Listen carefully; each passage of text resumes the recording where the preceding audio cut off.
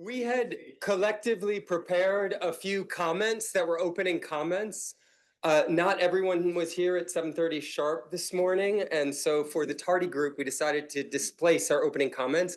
They're only 3 or 4 minutes, but I wanted to give all of you a sense, and this is from all of the organizers of the conference, of the goals, the objectives, and then some of the organizing that went into pulling together this inaugural Spine conference.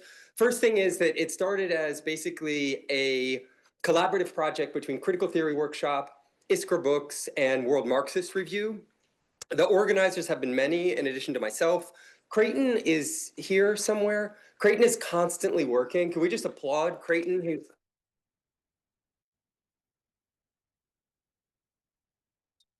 of course not here to appreciate it, but everyone who's been involved in organizing the Spine Conference knows that it would not have happened without Creighton.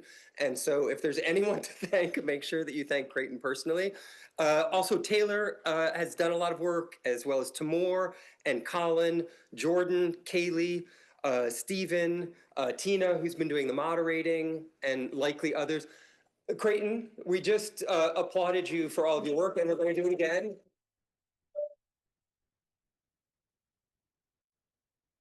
We have a number of co-sponsors on Villanova's campus: Cultural Studies, Global Interdisciplinary Studies, the LePage Center for Public History, represented by Kevin Fox here today, as well as the Center for Arab and Islamic Studies. The basic objective in founding Spine was to establish an association that brought together scholars, organizers, and artists who are invested in cultural and intellectual production that has real use value for the struggles we're facing to build a more just, egalitarian, and ecologically sustainable world. We, in doing so, do not simply want to break the borders of the academy and overcome the siloing effects of disciplines by analyzing the social and natural totality. We also want to help establish a material network where socialism is more than an idea or a future utopia, but is instead recognized as something that humanity is already building in fits and starts. It is, in fact, the most important project for addressing the root causes of the crises faced by humanity and the planet. So critique and islands of resistance are not sufficient in our times, when what Lenin theorized as imperialism has evolved into what Georges Gastaut and others refer to as the age of exterminism, when monopoly capitalism is leading to the end of life as we know it. We need to address the three fundamental problems faced by progressive forces in the world today, and these are really the objectives of Spine. One is the theory problem, the severing of the much needed red thread connecting us with the anti-imperialist Marxist tradition that has been at the vanguard of human emancipation. Secondly, the organizational problem, meaning the extent to which so many of those on the left have either abandoned party politics and a focus on the state, or have engaged in social chauvinism, opportunism, dogmatism, and sectarianism to infect many extant organizations.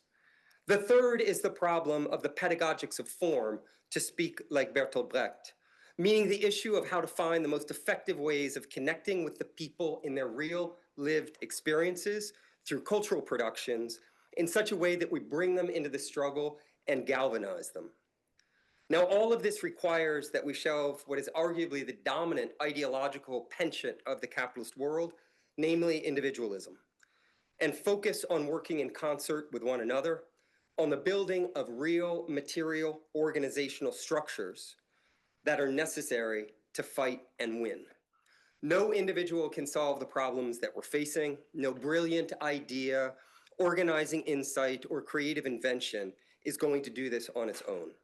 It is only through collective labor that is well organized and focused that we can rise to the occasion. The stakes of global class struggle have arguably never been higher.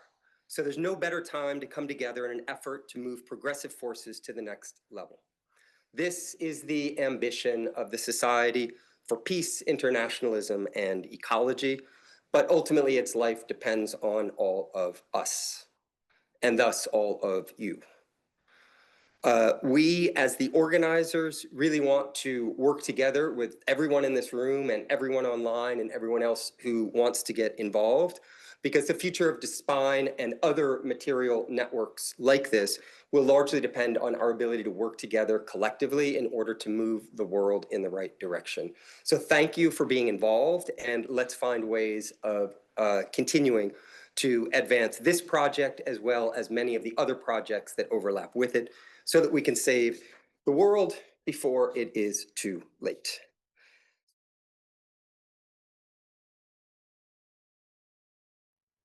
Good morning. Our first panel is Ecology and the Critique of Political Economy. Our first presenter is Larry Busk on degrowth and its critics. Thank you all so much for being here. Thanks to Gabrielle and the whole team for organizing this conference. Could I speak into this microphone, or is it not? No, just project your voice and it's fine. Okay. So I'd like to start by talking about plastic. Plastic directly accounts for around 4 to 6% of global greenhouse gas emissions, but the vast majority of this being virgin plastics production derived from fossil fuels. This figure is expected to double by 2050 if demand for plastic increases as projected. 90% of plastic is single-use, with 450 metric tons each year filtering into ecosystems that cannot accommodate it.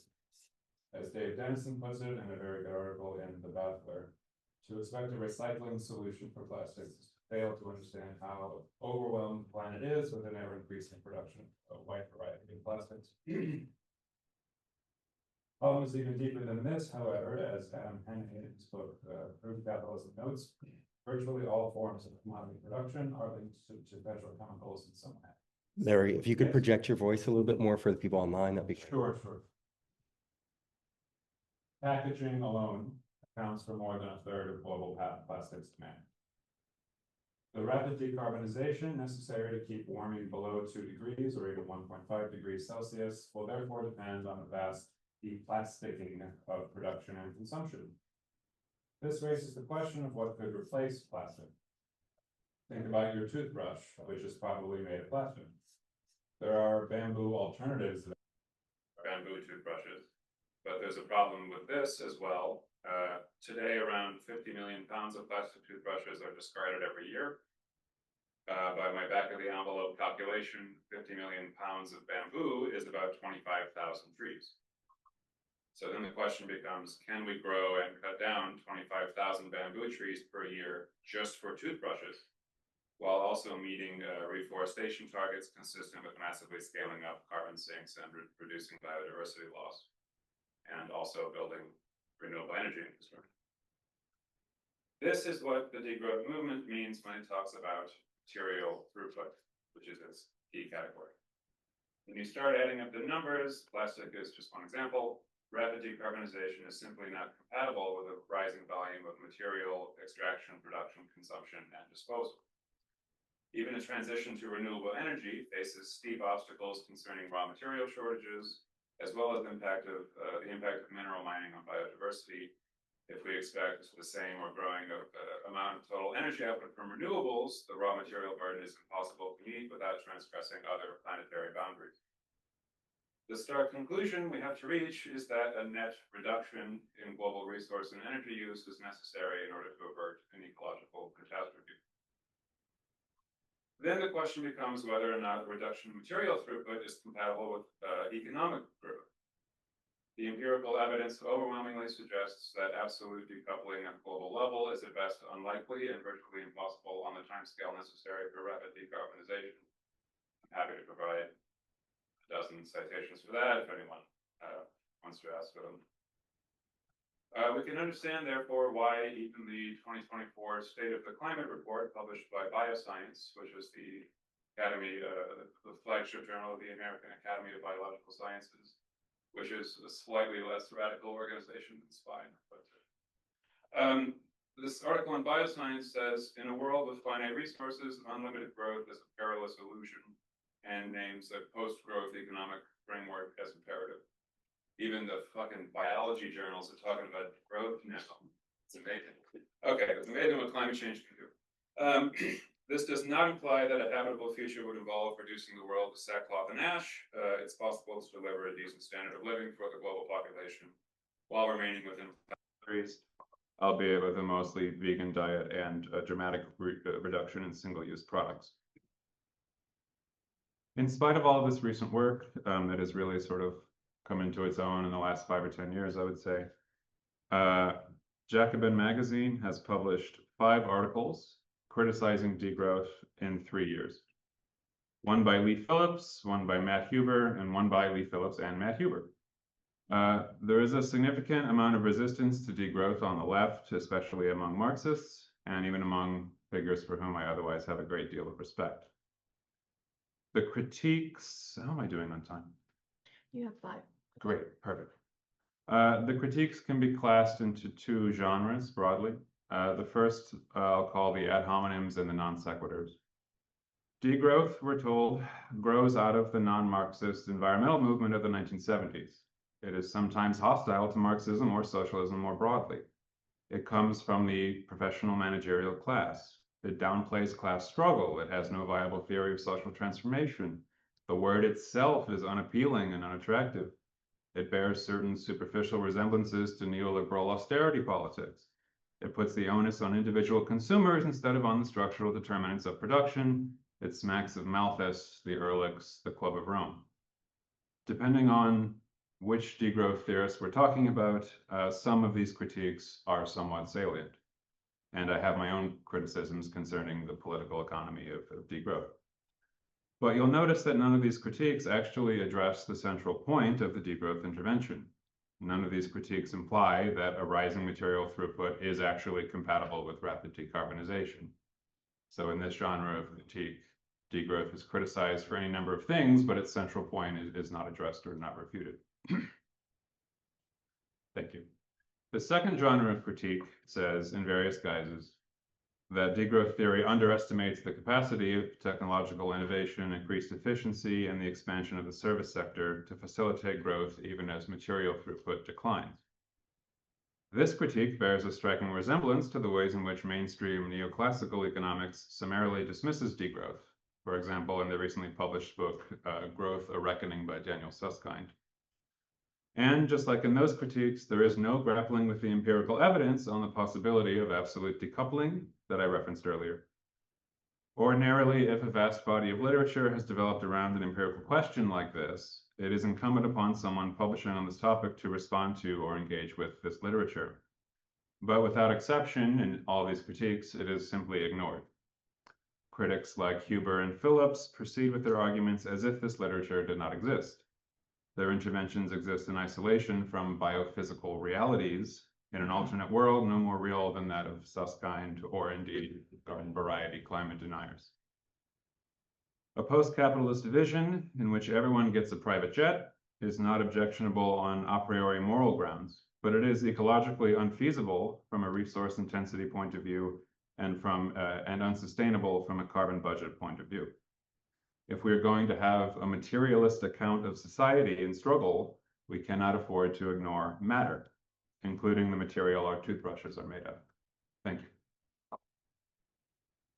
Now we'll have questions. Go ahead. I was just going to ask if you had an opinion on, I guess, the debate about how to sell degrowth or whether there's a version of it that seems like more, I guess, materialistic or that acknowledges people's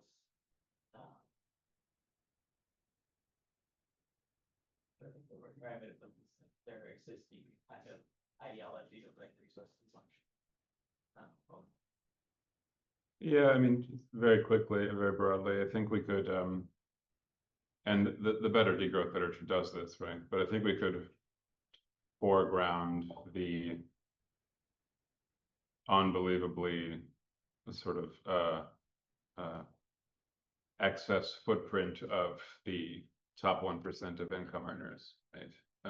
I think it's probably, and the critics of degrowth are right about this. It's going to be a losing strategy if you wag your finger at poor people and say consume less. Of course, I think that criticism is perfectly valid.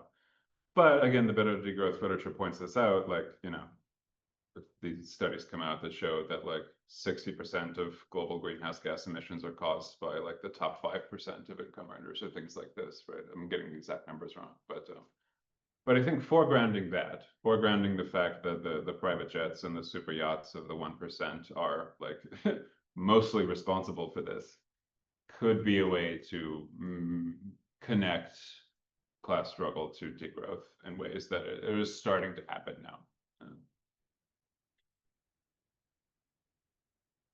Good. I think all too often degrowth proponents are placed on the defensive when it comes to advocating for degrowth, and I think more of that effort should be placed towards advocating for a positive vision as well, in terms of what would that new world look like, instead of how do we change the current one. So with that said, I'm seeing a lot of degrowth advocates leaning towards a more horizontal approach that advocates for like solidarity economies and more localized sites of production, but I don't think it necessarily contends with the question of class and class struggle.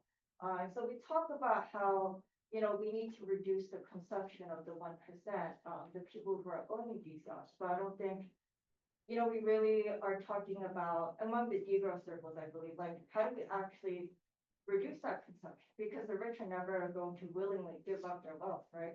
So in that sense, how does degrowth account for this class struggle aspect? Yeah, I quite agree that most of the degrowth literature is either not inclined or incompetent at talking about the process through which, right, the consumption habits of the 1% are contested or politicized. I think that some of them have such an allergy to, you know, the S word or the C word, right? Socialism or communism, that they're just, for some reason, they think degrowth is a more attractive word than those. I don't know why, but some of them have just such an allergy to this that they won't even go there. Others are trying to go there. The better ones are trying to say, like, yeah, there should be a connection, or there should be a connective tissue between degrowth and envisioning a post-capitalist future. But I think I can agree with you that, yeah, by and large, they're not good at talking about the relations of production of capitalism. And I think that's a very serious problem. But I don't, yeah, the only thing I would hurry to say in addition to that would be, yes, but that doesn't make degrowth wrong, right? Which I know you weren't saying, but I do feel like this critique is sometimes pushed so far as to essentially say, well, then I don't need to listen to degrowth at all because it has no theory of class struggle. And that I think is a mistake. Our second presentation is the Remilitarization of Europe by Iker Suarez. Hello, so that's me. Yeah, so just hello everybody, honored to be part of this inaugural conference, and it's a pleasure to be sharing and learning with you all. I wish I could be there, but it hasn't been possible, so here I go. Today I'm going to talk about one of the main issues of European politics, which is the remilitarization of Europe. Perhaps one of the main issues should be what Larry was talking about, but it's not, unfortunately, so we have to talk about this. So what I'm going to do is, you know, present a way to understand it from a grounded political economy perspective that is systemic and that is attentive to global development, so that it's not blinded by, you know, the blinkers of its own provincialism, European provincialism, the chief one, right? And so rearmament is in everyone's mouths in Europe since early 2025. Meanwhile, in recent years, immigration has become the defining issue of all European politics, and Europe's border agency, Frontex, is building its own army and it's militarizing rapidly. The EU, so the European Union's security and defense budget, including border enforcement, have doubled from 2007 to 2014, and from 2014 to 2021, they tripled, and they have kept growing since 2021. So the trend is unmistakable. And just really briefly as context, the European Union is supposed to be a peace-oriented project, right? The economic integration, the later political integration, was thought of as a mechanism to prevent war. So what we're seeing today is really an inflection point. And so we have these two phenomena, right? On the one hand, militarization, on the other hand, border enforcement. And in mainstream and liberal accounts of it, and even some Marxist accounts, there seems to be no common root to them. They seem to be completely unrelated. So militarization in its conventional form responds to the Russia threat, right? And border enforcement responds to the mass migration waves, which have nothing to do with the other threat, right? There's another second set of explanations, which is Marxist but Eurocentric in many ways, and links these developments through only the accumulation dynamics. In other words, that they both work through an industrial complex, the military or the border industrial complex. They have similar profiteers that secure their own demand beyond market fluctuations, and that have high profit margins that are ensured by its only client, the state. So it's a pretty good place to do business, right? But these accounts are not only Eurocentric, but they're also economistic because they don't take stock of the global balance of the class struggle, which I argue is at the root of this, right? At the root of both of these seemingly unconnected developments. And so this is what this presentation attempts to trade this common root, and it does so through third world political economy. And the argument, in short, is that remilitarization and the intensification of border enforcement are linked by what they both confront at the same time, which is the secular and growingly uncontainable rise of the South, right? And so the conventional militarization tries to secure or shore up the increasingly fragile international position of Europe, where the border militarization addresses social contradictions that had been exported, but that come back to Europe through immigration, right? So really briefly, I'm going to give you sort of like a historical understanding of this rise of the South through the concept of the maturation of the core periphery contradiction, right? And this is a concept very systematized by Parisieros, Samoyo, Praveen Jha, but that has its roots really in the great theorist Samir Amin, right? Essentially, we all know this, but I'll summarize it. This core periphery contradiction is that between imperialism and the working peoples of the South, and as national liberation movements have been telling us for almost a century, it is the principal contradiction of capital's world historical development. In other words, it is the key determinant of the different developments. So this is how we approach this issue as opposed to, as I said, this provincialism.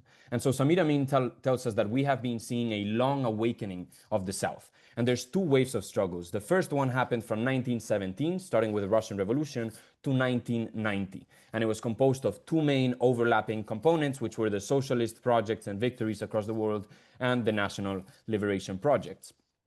And so what this wave did was to hamper the capacity of monopoly capital to reproduce itself by the unencumbered drain of surpluses, right? And so it matures in the 1960s with the decolonization movement, the achievement of the political sovereignty regime. And in this context, in order to maintain their status as affluent societies, the core has to band together to do collective imperialism. It has to give up internecine conflict to address the southern and eastern threats, right? And so this is an important chapter in core periphery relations and their militarizations. Then this first wave wears out because of several things. On the one hand, the internal limitations of the struggles, which I can go into later if you want, and also the success of imperialism in finding new ways of dominating the world system. And chiefly, this is something that Samir Amin calls the five monopolies, which is the control of technological invention, resource access, global finance, communication and information, and weaponry, right? So there's a period there in the 1990s until 2008 of partial restoration of a second Belle Epoque of imperial power. But the key point here is that decolonization was not reversed. And this decolonization was the basis for the second wave of struggles, which we are seeing now, right? And what we see really is quite obvious, but it's the South treading on the triad's very own terrain of trade, finance, investments, technology. It's given financial alternatives. The technological monopoly has been thwarted. Resource access is not so clearly monopolized, right? And so the West has to face this second wave of the rise. We're reaching a new chapter in the center-periphery contradiction, a new phase of maturation, and this is what this double militarization responds to, right? And so it has two components. And in the 4 minutes that I have, I'm going to go briefly through the two components to give you a sense. The first one is conventional militarization, is the one that has been making media headlines all over, oh, 3 minutes, okay, all over Europe in 2025. And so we have to go beyond the short-term superficial timeline that explains this as only linked to Trump abandoning Europe. The militarization of Europe has a long-term elaboration. And I could give you sort of the institutional landmarks of why this goes beyond 2025, right? Beyond the Ukraine war, beyond, all the way up down to 2002.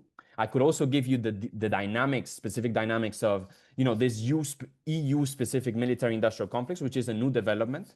And the key historical insight from this is that the arms industry was really in the driver's seat of creating this sort of military-industrial complex, and it becomes a way of shoring up European monopoly capital in the face of global and particularly American weaponry competition. But instead of doing this, what I'm going to focus here is in the causes. And the causes are found elsewhere. They're found in deeper historical currents and social forces, right? And in a central strategic document published in 2016 by the European External Action Service, we find a more candid statement of purpose, which is a prosperous union hinges on lasting and sustainable access to global commons. In other words, militarization is to sustain Europe's imperialist position in international specialization, access to commons, access to resource. So the explanation changes. EU militarization then is rooted in the need to maintain this arrangement, this political economy that guarantees the cheap provisioning of its labor aristocracy in the context where it doesn't have autonomous capacity to ensure this access while it is dependent on the US. But most importantly, this militarization happens because of the rise of the South's capacity to exercise self-determination over its resources and social formations. This is spearheaded by China and aided all over the world by Chinese projects. In other words, European remilitarization is not coincidental or conjunctural, but it was always latent in the post-war arrangement and was always latent in a context of secular peripheral emergence. And this is why this sleeping beauty is now awakening in this rise. The second component, really briefly, of border militarization, a border industrial complex has been created, and I argue that this is the central militarizing drive of the EU over and above all strictly military developments. Frontex has multiplied its budget by 150 times since 2005. It's expanded mandate and operational areas. It can now do interventions abroad. It has its own weapons. It's building, as I said, a police force, and it has the largest budget in the EU, right? And so the cost here is a similar one in the sense that it's rooted in peripheral developmental emergence. Immigration to Europe is another form of this maturation of the core periphery contradiction because it is exported contradictions, exported social inequalities that come home through dispossessed immigrants that attempt to enter northern economies. And this inequality becomes uncontainable in the peripheries and then comes back home to roost, as Malcolm X would say, right? And so this is just but another side of Europe's militarizing response to this rise of the South, right? And so to conclude really briefly, these two principal trends respond not to far-right ideologies. They also don't respond to internal problems of overaccumulation, the falling rate of profit. They also respond to the global balance of class struggle and to address this imperialist contradiction. And so just to conclude, because I know my time is up, this shows the increasing reliance of senile capitalism, to use the words of Samir Amin, on waste accumulation, the concept by theorist Ali Kadri, right? And he tells us that the single most mitigating factor of capital's epochal crisis is the waste industry. And this is exactly what we see with the growing prominence of militarization in the European context. Thank you so much. We have 5 minutes for questions from the audience. I just want to make sure that on Zoom, can our speaker hear us when we speak through this mic? Okay, great. Thank you very much for that presentation. I'm curious if you have any thoughts as to what existing or potential fractures in the process of European rearmament might be, given that, you know, even within the EU, there are certain national dynamics, historic and, you know, also present, France versus Germany, Germany versus Poland, really Germany versus everyone, and how that could lead to fissures potentially down the line. Yeah, can you hear me well? Yeah, okay.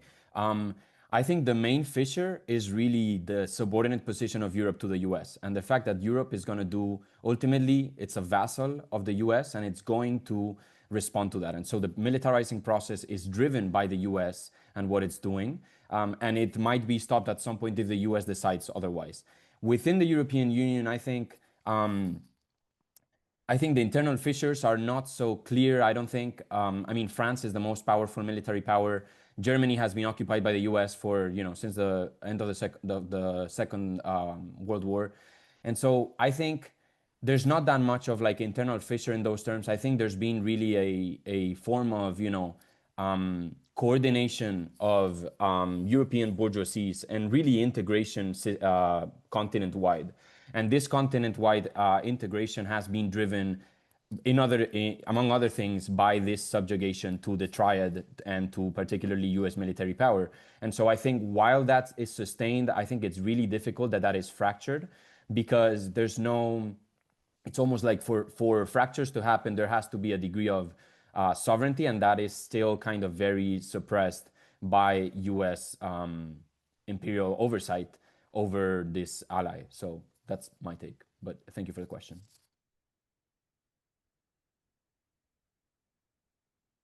So can I have a suggestion? It's not exactly question. I am Professor Manoj Behra from India. So am I audible? Are you listening to me? Yes, we can hear you. Yeah. So you had a brilliant presentation, but just I want to add two things. One is there is a huge growth of far right in almost all European nations, and at the same time there is a huge support, public appearance on streets in support of Palestinian cause. So that's a class war. That's a class project. So the European capitalist class is becoming right or far right because of its crisis, and there is a contradiction between US imperialism and European imperialism in the context of Ukraine, as well as in the context of Palestine also, because for the first time Britain recognized Palestine under pressure from public appearing on the streets in support of Palestine. So but question is, you mentioned the immigration or the migrant people from global south to Europe and to America, and there is a negative cause that is weakening the class struggle because of the identity crisis of the working class. So can you elaborate on that if you have studied on that? Thank you. Yeah, thank you for that. Yeah, no, I think there's interesting points of convergence here, because I think European working classes obviously are verging towards the fascist anti-immigrant element, but I think in a way there's many points, as you said, there's many points of understanding this as a common cause. And part of this argument here that I'm trying to raise is that, the migrant question is linked with, the Palestine question and imperialist sort of support for that, and also the militarization question, because all the money that is going to Frontex is the same money that is going to, fund the genocide in Palestine and to fund, just imperial interventions across Africa and West Asia by Europe in the past two decades. And so I think what we can see here is that this aggression towards peoples of the peripheries is a common one. And from there, we can build a sort of agenda that is opposed to militarism, because I think one key question in Europe is anti-militarism is very widespread. For example, where I'm speaking from in Spain, when they started telling us, to gear up for war and to do some survival kits, everybody was like, what are you talking about, right? And so the anti-militarism is a way to kind of understand this internationalist sort of question beyond simply the genocide in Palestine, which is a radicalizing issue that can marshal and sort of gather and accumulate other issues around it. And then, as you were mentioning, sort of redirected also to the class struggle at home, which is the class struggle also including migrant peoples. But why don't we move on, Tina, to the next speaker, if that's okay? Luca Wagner on climate aid or resource acquisition, the foreseeable use of the US military for climate aid aimed at border control. So I think it's important, before discussing the likelihood of the US using its military for theft and control of water, to first examine how climate change is actually classified when you're looking at US policy from their Pentagon reports and from national security documentation, where across the board, climate change is viewed from the perspective of a national security threat. Their focus is on things like severe and unpredictable storms, increased flooding, famine, drought, and the primary one being climate change-induced mass migration. Obviously, we're already seeing a lot of the things that since 2003, Pentagon reports have been discussing as concerns, which are things like sea level rise, ocean acidification, the inability for oceans to continue functioning as heat sinks. So we're already seeing a lot of the temperature rise, and a threatening of food resources. However, again, the focus for them has been since day one, first of all, not to do anything about it, but to prepare for the inevitability of a climate crisis. One of the primary things they've looked at are things like air bases being taken out by the superstorms, which happened back in 2018 at the Tyndall Air Force Base, where about 95% of all of the infrastructure was completely wiped out.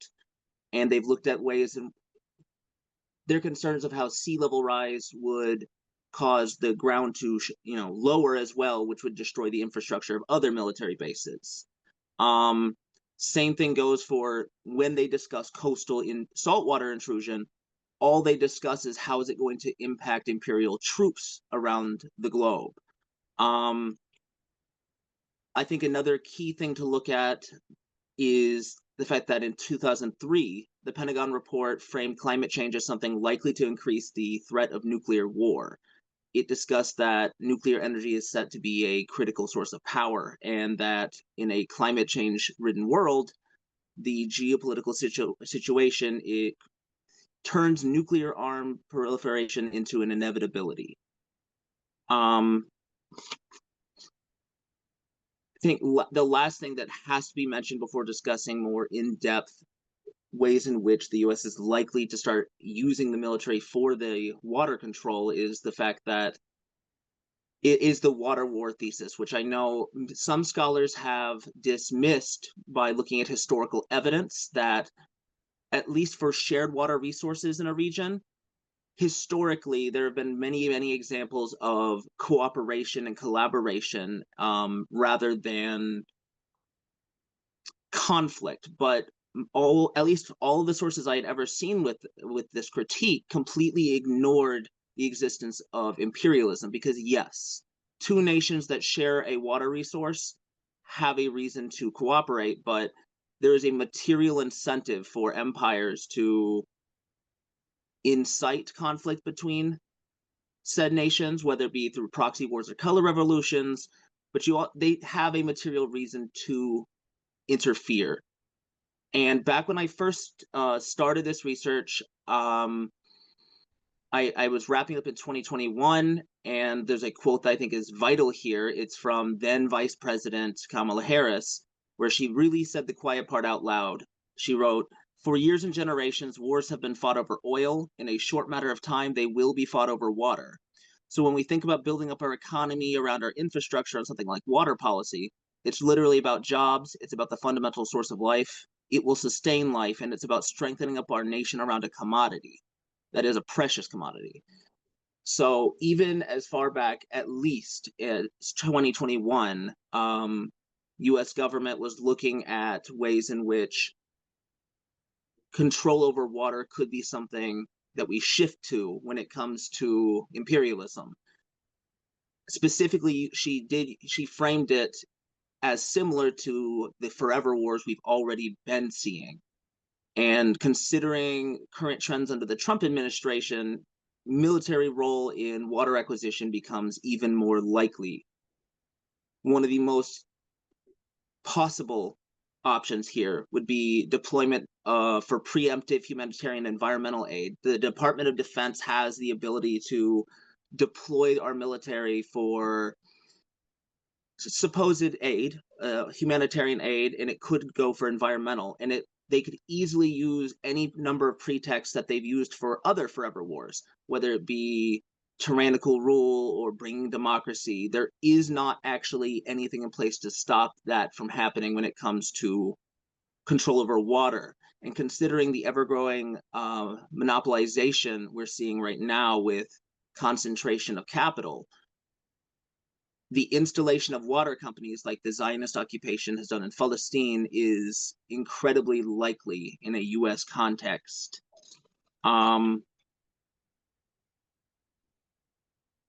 It's also, I think, important to point out that if you look at the Pentagon reports, if you look at the actual security measures in place for climate change, that for the past 30 years, all presidents have had virtually the exact same playbook, which again, it is to let climate change happen, but it does involve Homeland Security and the US military engaging in, I think it's every 2 years, mass migration simulations. So the plan for climate change domestically in light of ice expansions is sadly self-explanatory. It is to unite with the anti-immigrant, anti-migration push.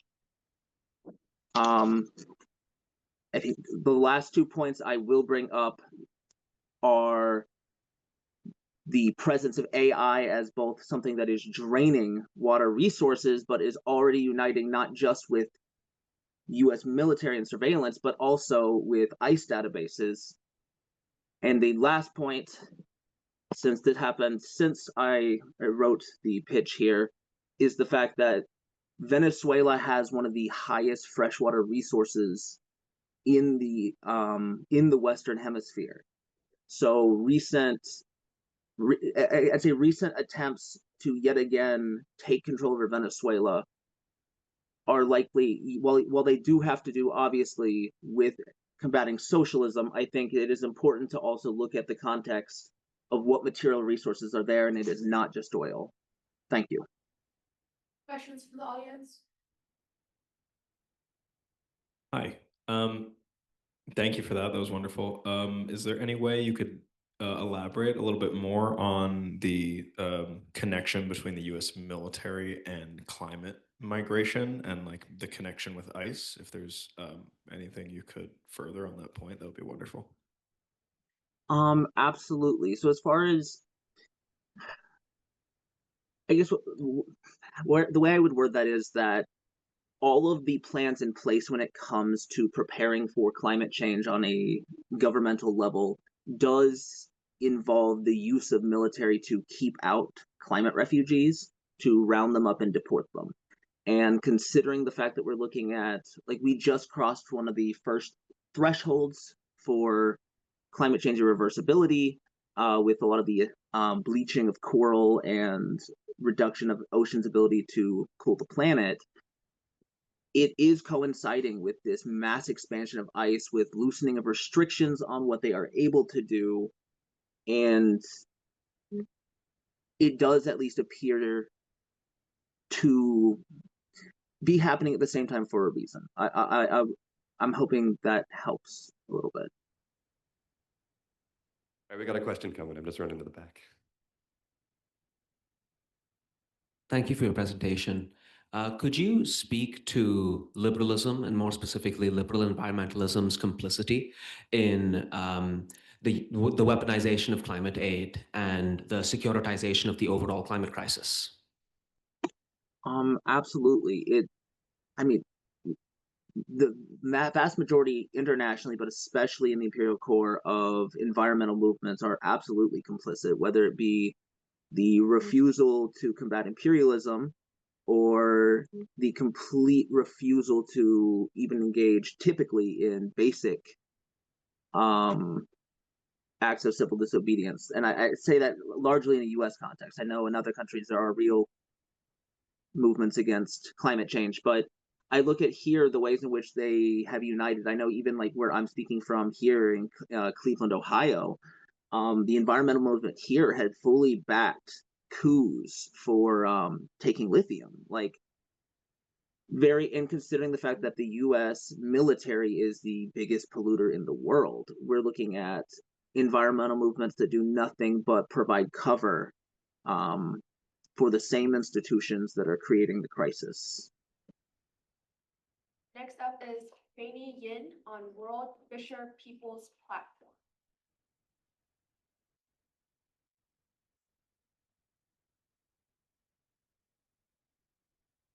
Thank you for having me. My name is Amy. I use they, them pronouns, and I'm based here in Lenape, known as Philly, so welcome. I'm going to share a little background of how I got to this work.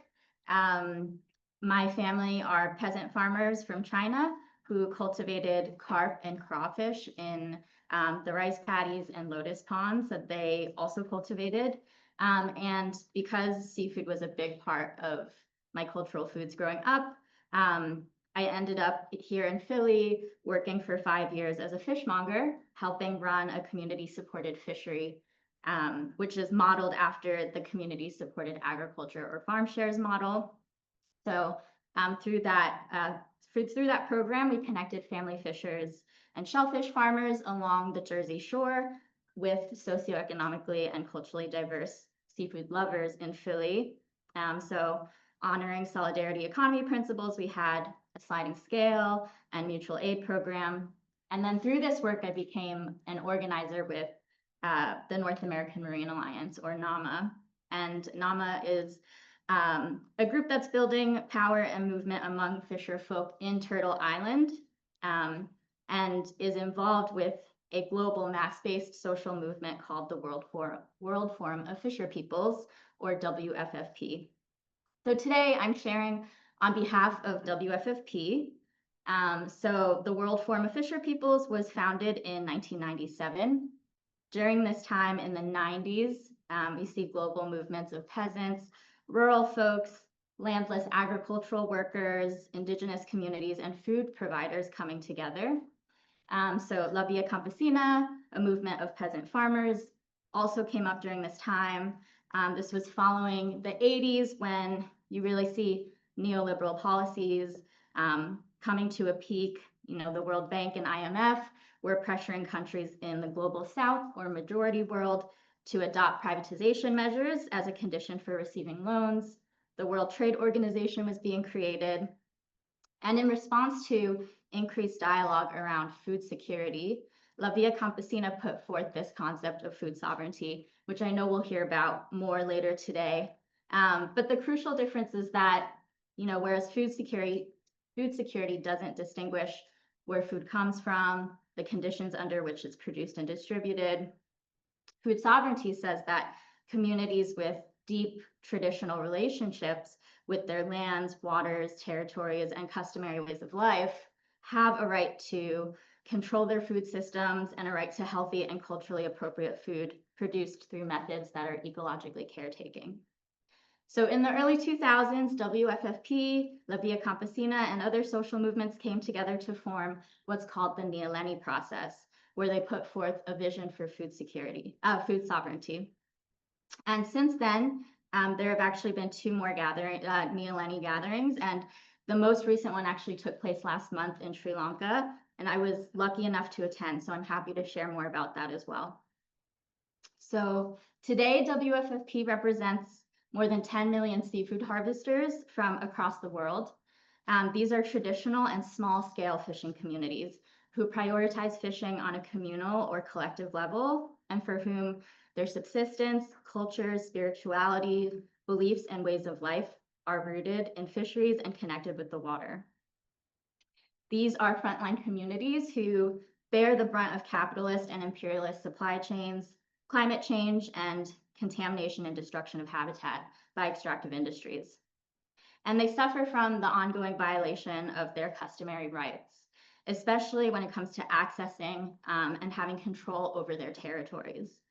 And this is due to many things, like the promotion of false solutions to the climate crisis, the advancement of industrial aquaculture, extractive industries, coastal development, and privatization of fishing rights, as well as ongoing conflicts between industrial and traditional fisheries, with global commodity seafood markets destroying localized working waterfront infrastructure and, you know, processing and distribution infrastructure in fishing communities around the world.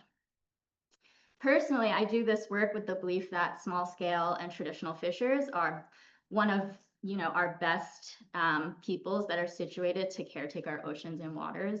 They are attuned to the rhythms of nature and place, and they are deep ecological experts and caretakers. So I'm going to talk about a few big problems and then solutions and bright spots, and I'll present them as sort of two different ways of imagining our oceans, rivers, and lakes. So there are those that treat our bodies of water as economic opportunities or as a blue economy. So these waters can be exploited yet somehow balanced with sustainability policies, markets, financial instruments. So around the world, fishing communities are seeing their governments throw them under the bus for energy production, oil and gas exploration and extraction, mass tourism, and real estate speculation. And they're seeing their, fishing and living areas being privatized to benefit corporate interests, supported by banks and global capital funds, and often, importantly, under the guise of conservation. More and more, we are seeing transnational corporations, captive governments and agencies, big NGOs, and academic institutions calling for a blue transformation or a new blue economy. You'll also hear terms like blue growth, blue carbon, blue foods, or a blue revolution modeled after the Green Revolution, which was the rise and expansion of industrial agriculture and which we know has been devastating for small-scale food providers around the world. So we call this blue washing after greenwashing, and it's alarming to see it reaching new and rampant levels and kind of an inflection point today. Large swaths of our oceans are really our last wild commons, and seafood is the last food that people wild harvest on a huge scale. So battles of whether to privatize our ocean resources or keep our oceans in common heritage are actively being waged. With terrestrial ecosystems experiencing depletion, we're seeing a lot of the world's wealthy and powerful turning to the oceans to extract resources and profit, whether that be from, opening more offshore waters to industrial scale aquaculture, drilling, and mining. And we're also seeing the big green NGOs and think tanks. Some examples are the Environmental Defense Fund, the Nature Conservancy, and the World Wildlife Fund. These are NGOs known for their ties to big business and banks, peddling this idea of selling nature to save it, despite the clear failures of these market-based environmental solutions, for instance, carbon offsets. We're also seeing policies called catch shares, otherwise known as individual fishing quotas, that privatize the right to fish. And so what these policies do is they take a total allowable catch for a given fishery, which in and of itself is a good thing, but then they carve that total allowable catch into quotas that are commoditized and can be bought, sold, and traded. And this has led to big players, corporations, private equity firms amassing large amounts of quota and essentially becoming landlords where they lease out fishing quota and are putting small-scale fishers in a position of having to basically be tenants and spend exorbitant amounts of money to lease these quotas, and it's displaced a lot of small-scale fishermen because they're having to fish in the red. So, that is one example of a management policy that's sort of touted as a conservation solution. There are many other false solutions. Another is the advancement of industrial aquaculture, which is claimed to be necessary to feed the world and prevent overfishing. We saw this same sort of feed the world logic with the Green Revolution. And really what we're seeing is that this is an attempt to export the factory farming model to our seas. So we can kind of see it as being a few decades behind what happened with industrial agriculture. And also in reality, with the overfishing part, there's a big problem with feed for carnivorous fish, such as salmon, where the feed is largely comprised of small pelagic fish that are largely harvested from the global south, such as off the west coast of Africa. And so essentially this feed is funneling protein from communities in the majority world who would otherwise depend on this fish for livelihoods and for food to produce protein for the global north or the minority world. We're also seeing neo-colonial and fortress conservation projects such as 30 by 30, an effort to protect 30% of the world's land and waters by 2030. Marine protected areas are a problem when they are imposed from the top down on indigenous and traditional fishing communities. So often we see that these are communities that have been successfully caretaking the biodiversity in their territories. Often they have their own traditions and seasons and years that they don't fish, and they practice honorable harvest. But when their fisheries are decimated by industrial fisheries and other non-fishing impacts, they have these sort of fishing bans and conservation areas imposed on them. I can talk more. My time is up, but I wanted to talk more as well about some of the solutions and bright spots that the movements are calling for. So maybe we can talk about that in the question and answer section. So thank you so much.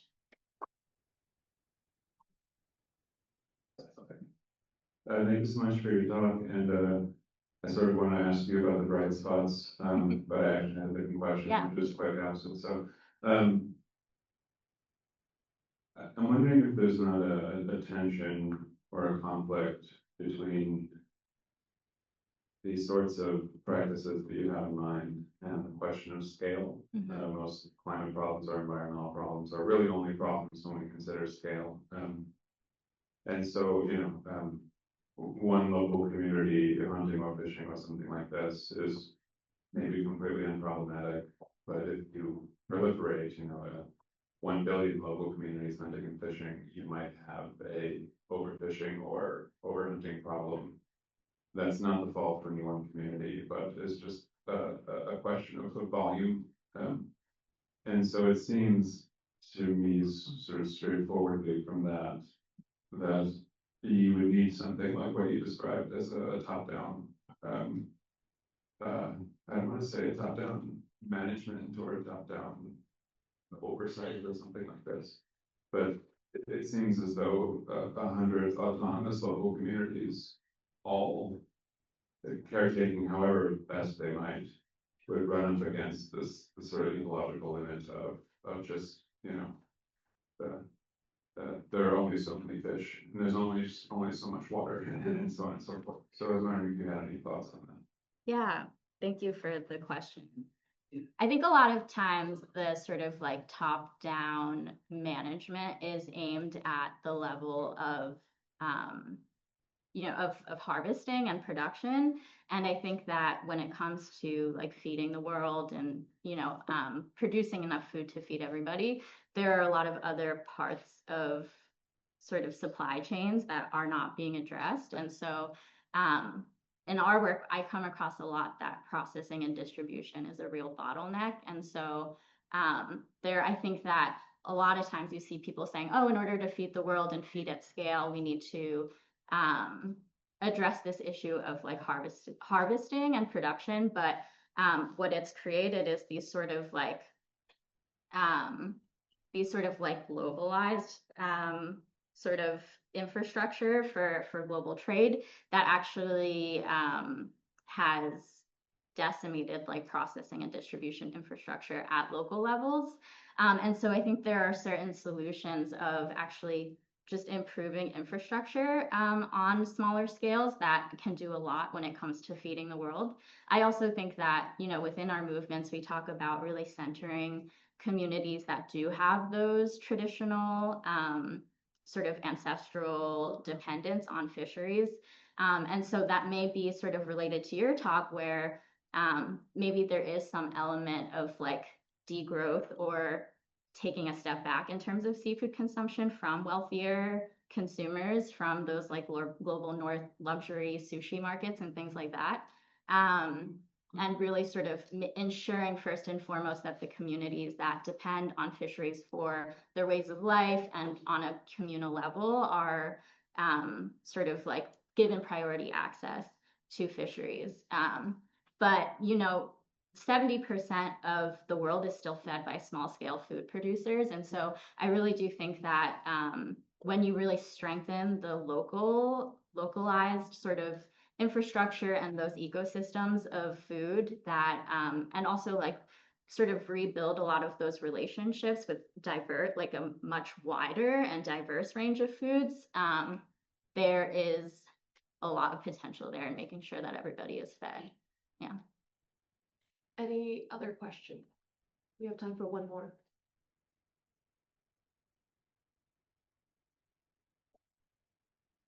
If no one else has anything, I'd just like to invite you to talk about the bright spots behind the vision aspect and stuff. That would be nice to hear. So yeah, and thank you so much for your presence. Yeah, sorry, I should have timed myself in my practice, but so yeah, I'll name a few specific instances. You know, one mechanism of sort of ensuring that fisher peoples have their customary rights and territories protected is through the guidelines for securing sustainable small-scale fisheries, which WFFP was really involved with introducing within the FAO, which the FAO as an institution also has problems. But right now, those sustainable small-scale fisheries guidelines are voluntary. So WFFP is really pushing for those to become mandatory and for widespread implementation. And that includes things like, you know, ensuring those secure rights to fish, land, water, and infrastructure, as well as various other things like improving working conditions, implementing sort of like ecosystem and community-based management. And then in addition to that, there's also people are setting up ocean schools, kind of similar to agroecology schools that we've seen in the farming movements. We're seeing a lot of cooperatives that are taking rise. And also at the New Lenny Forum, I'll just say that, you know, keep an eye out for a declaration and report that will be coming out at the People's Summit in Brazil next month. I think that'll have a lot of really specific actions to coalesce around for food sovereignty movements. Thank you so much.